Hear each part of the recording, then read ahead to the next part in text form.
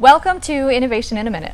My name is Janine Cooper, and today I'm here with Casey Patterson at the Paw Paw Central Repair Facility. Casey's going to share with us the front bumper replacement innovation. So, Casey, tell me, what do we have here? It's a one-piece bumper. It's the same part for left or right. Simple installation. It's all pre-punched, pre-welded, pre-drilled, ready to go. Okay, how does it work? Simply, when the bumper becomes damaged, either left or right, you just cut a line right there, remove the bumper. These two bolts hold the bumper on. Great. So what's the advantage of this? Time savings from removing the hitch. Gives you access to other things to work on the chassis. It can be removed to work on other things on the truck. Okay, so how many of these would we do a year? Around 10.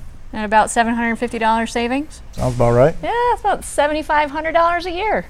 Thanks, Casey, for your innovation, and that's Innovation in a Minute. Thanks.